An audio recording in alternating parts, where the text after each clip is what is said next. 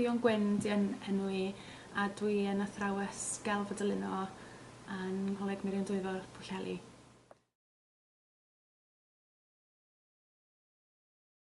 Nes i'r modiwl MA dechrau fo'n 2013 a gorffen ar ddiwedd 2014. Oedd o yn rhedeg yn ystod y flwyddyn I gyd. A nes I lwyddo wneud ac yn ogystal cadw yn gwaith llawn amser, felly oedd o'n rhywbeth o'n i'n wneud 5 diwrnod o allan o'r dysgu, patrwm dysgu fel arferol oedd o. Yn ogystal â tipyn o waith fath a gwaith cefndirol o ran darllen ynglyn â damcanfeithwyr a rhoi peth mewn I gyd-destun. O'n i'n gweld yn ddiddorol tu hwnt o'r cychwyn i'r diwedd.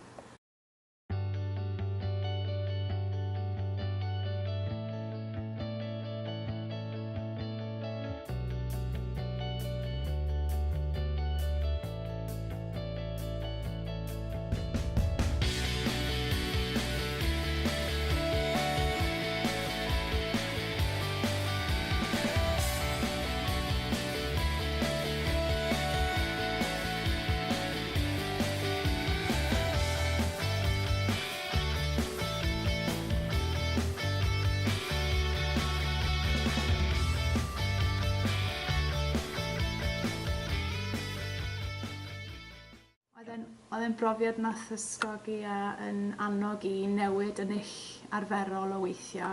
Oedd yna dipyn o waith cwestiynu a hunan arfarnu. Ar gychwyn y cwrs, oedd yn rhywbeth oedd yn gwneud chi I asesu'r hyn ydych chi'n gwneud rwan. A o'ch chi'n adlewyrchu ar hwnna. A wedyn ystyried pa fath o ddulliau allan I ddysgu yn yr ddwy iaith yn fwy hwylus a fwy creadigol ella a rhywbeth oedd yn addas i'r pwnc ydych chi yn dysgu yn arferol.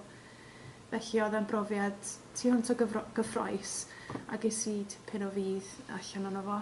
A dwi'n neud ers hynny, dwi'n neud defnydd o tipyn o'r technegau a'r gwahanol ddulliau yna o ddysgu o ddydd I ddydd. A maen nhw'n wrth ymarfer nhw, maen nhw'n dod yn fwy a fwy naturiol I fi yn cynlluniau gwaith